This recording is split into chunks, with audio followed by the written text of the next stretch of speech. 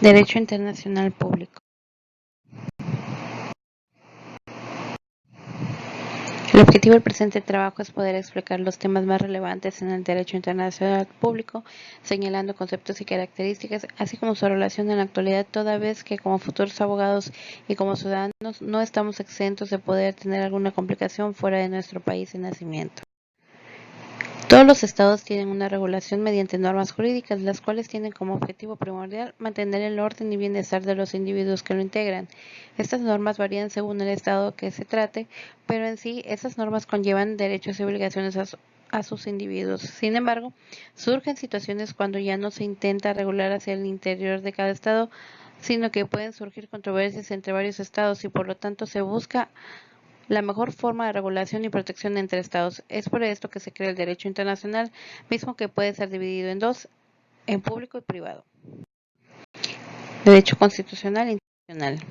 El reconocimiento dentro del derecho internacional público es una forma de aceptación unilateral de un sujeto del derecho internacional público hacia otro sujeto, es decir, es la forma que se tiene para confirmar la existencia del otro y así poderle reclamar o respetar los derechos y obligaciones que se encuentran suscritos en los ordenamientos internacionales. Se entiende por reconocimiento a la presencia de una formación política o de un gobierno nuevo creado por medio de hechos, siendo su objetivo dar entrada en el orden jurídico internacional a esa formación o gobierno. Es decir, el reconocimiento consiste en una manifestación unilateral de voluntad de un Estado mediante la que se reconoce la existencia de una determinada situación jurídica, tal y como sería el caso de la existencia de un Estado, de un gobierno o de un comité de liberación nacional. Se manejan dos clases de reconocimiento de estados, entre los cuales está el reconocimiento expreso y el reconocimiento tácito. El primero nos dice que se otorga mediante una declaración formal, escrita o verbal, y el tácito se lleva a cabo mediante actos que llevan implícita la voluntad de un Estado de reconocer determinada situación, como por ejemplo el establecimiento de relaciones diplomáticas, el recibimiento del jefe de Estado o la conclusión de tratados internacionales bilaterales. Es importante mencionar que la conclusión por parte de un Estado de tratados multilaterales del que es parte otro Estado al que no ha reconocido no implica su reconocimiento, pero en el determinado caso en el que un Estado haya manifestado su voluntad para que otro Estado entre a formar parte de la organización internacional, esto implicaría su reconocimiento tácito. En cuanto a los efectos de reconocimiento de los Estados, se suele distinguir dos clases de reconocimiento, las cuales son reconocimiento de jure y reconocimiento de facto. El primero nos dice que reconoce y acepta que el Estado reconocido cumple todos y cada uno de los requisitos necesarios para ser un sujeto de derecho internacional público. Y el segundo dice que reconoce y acepta de manera provisional y guardando sus reservas para que el Estado reconocido cumple las condiciones necesarias que exige el derecho internacional público para poder llegar a ser sujeto del derecho internacional público. El no reconocimiento.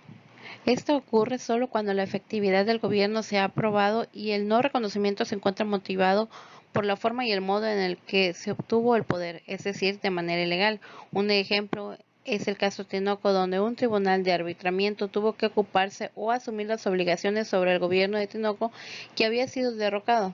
y había sido asumido en nombre de Costa Rica respecto a las nacionales británicos. Los órganos del Estado en las relaciones internacionales.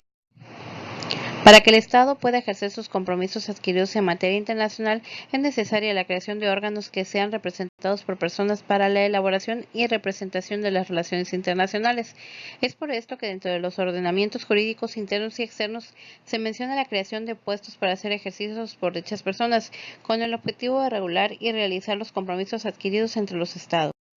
El artículo 89 de la Constitución establece las facultades exclusivas del Presidente de la República en México. En dicho artículo se menciona que es el Ejecutivo quien tiene las siguientes facultades,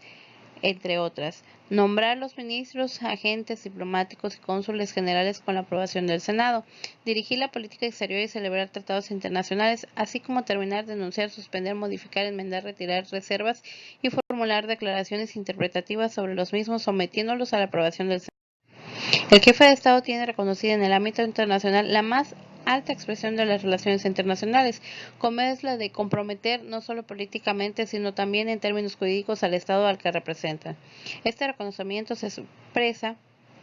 en el derecho a los tratados en la conocida fórmula del artículo 7.2 de la Convención de Viena de 1969, al afirmar que en virtud de sus funciones y sin necesidad de presentar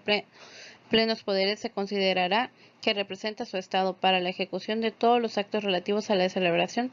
de un tratado. La Secretaría de Relaciones Exteriores tiene como misión conducir la política exterior de México mediante el diálogo, la cooperación, la promoción del país y la atención a los mexicanos en el extranjero, así como coordinar la actuación internacional del Gobierno de la República, es decir, es la Secretaría del Estado que tiene como objetivo primordial la conducción de la política exterior en México mediante la Administración de Relaciones hacia el exterior. Los agentes diplomáticos son nombrados por el Presidente de la República como una de las facultades exclusivas de acuerdo al artículo 89 de la Constitución. El agente diplomático es la persona que cumple la función de representación de un Estado ante otro u otros Estados o ante una organización internacional de manera permanente o provisional. El artículo 3 de la Convención de Viena sobre las relaciones diplomáticas nos menciona que las funciones de las misiones diplomáticas son representar al Estado acreditante ante el Estado receptor, proteger al Estado receptor de los intereses del Estado acreditante, negociar con el gobierno, enterarse por todos los medios lícitos de las condiciones y de la evolución de los acontecimientos en el Estado receptor e informar sobre ello, fomentar las relaciones amistosas y desarrollar las relaciones económicas, culturales y científicas entre el Estado acreditante y el Estado receptor. En el caso de México, de acuerdo al artículo 4 de la Ley de Servicio Exterior de México, la rama diplomático-consular comprende los siguientes rangos: agregado diplomático, tercer secretario, segundo secretario, primer secretario, consejero, ministro y embajador. Los agentes consulares: se le puede denominar cónsul a aquel funcionario que se encarga de realizar una serie de tareas administrativas por parte de un Estado en el territorio del Estado receptor. En este sentido, la Convención de Viena sobre las relaciones consulares, en su artículo 1, menciona que el establecimiento de las relaciones consulares implica el mutuo acuerdo entre los Estados y la ruptura de relaciones diplomáticas no implica ipso facto la ruptura de las relaciones consulares.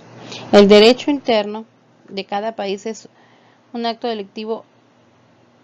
puede ser imputable de acuerdo al derecho penal o bien depende del área jurídica que se trate, ya que en cualquier controversia jurídica hay un parámetro distinto a seguir. Es importante mencionar que en el ámbito internacional también suscitan controversias entre los sujetos del derecho internacional público, por lo que es necesaria la búsqueda de soluciones de esas controversias teniendo como finalidad que esa búsqueda se realice de la manera más pacífica posible.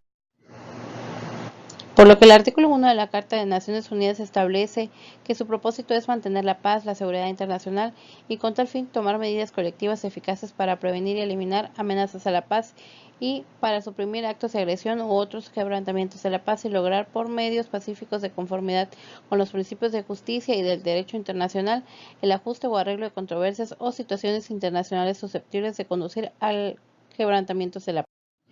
En derecho internacional público existen dos clases de solución de controversias internacionales que son seguidas por los estados cuando se le presenta dicha situación. Así, este tipo de clases se le denomina las soluciones jurídicas o medios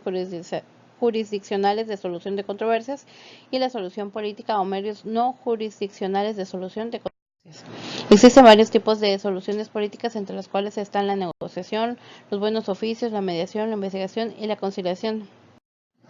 Las soluciones jurídicas. En la competencia respecto a las soluciones jurídicas dimana de la voluntad de las partes en razón del principio de la libre elección de medios. El órgano arbitral o jurisdiccional tiene total autonomía respecto a aquellas en la medida en que se configura un tercero imparcial, independiente respecto a las mismas. El procedimiento tiene carácter contradictorio y el laudo o sentencia dictada conforme al derecho internacional o aún así las partes así lo aceptasen tendrán plena fuerza. Los medios jurídicos o jurisdicciones de solución pacífica de controversias son dos: el arbitraje internacional y las decisiones judiciales.